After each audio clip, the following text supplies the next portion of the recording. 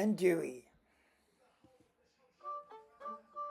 In this story, light is the science that Dewey and his friends are exploring. Join in the fun as they find new things to do. "Hey Dewey," yelled Kooky, "do you remember when I was in red paint?" "Sure do. You look like strawberry jam," replied Dewey. "I was in blue," said Mike. "I look like blueberry jam." "I was green," said Mizu. "And you look like snot," said Kooky in his funny voice. Mizu blushed and had mauve patches appear on her cheeks. "Whoa," gulped Kooky. "That was so cool. How did you do that?" "Do what?" asked Mizu. "Change colour like that," explained Kooky, who was really getting excited. Dewey had been listening and spoke up. "Being mixed with paint is one way of changing colour, but I want you to meet a friend of mine. This is Huey," he said. A little drop stood beside Dewey, beaming with a soft glow. Now raindrops cannot just fall together and find an art room to play in. It was Huey who told them what to do. "Do you remember how Uncle Oof taught us about the rainbow?" Huey asked them. "Well, if we can make a rainbow, that means we can make every colour," he continued.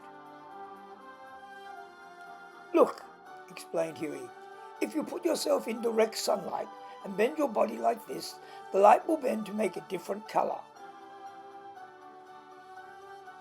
Huey shaped his body to bend the rays of the sun to make a lovely red on the white cloud. "Wow!" they exclaimed as they admired the beautiful coloured patch on the cloud.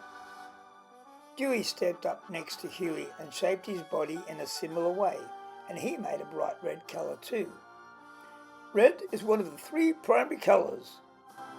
Kooky, come here and copy me," invited Huey. "Does anyone know what the other 2 are?" he asked.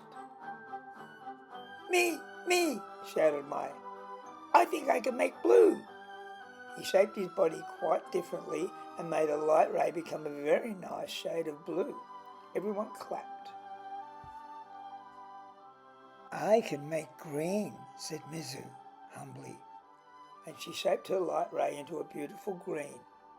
"Excellent!" cried Huey. "These are the 3 primary colours, but there are more.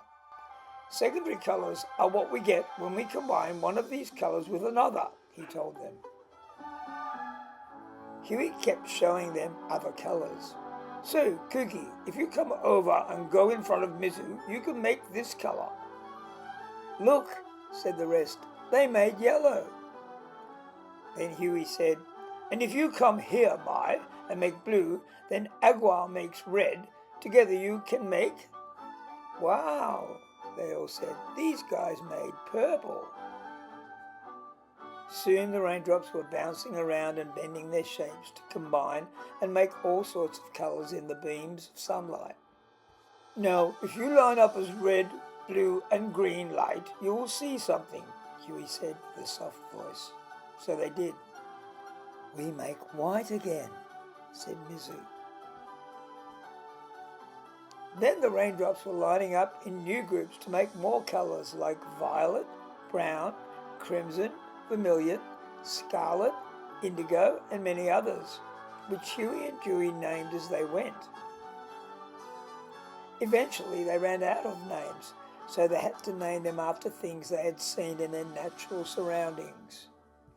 They said names like sky blue, lemon, sea green and peach. Suddenly, Huey called out to them, "Hey, look over here! It has just finished raining. Quickly, everybody, hold hands." And they did, just as the whole sun came out from behind the clouds. Dewey and his friends formed a perfect rainbow, which brought a smile to the children below as they walked home from school.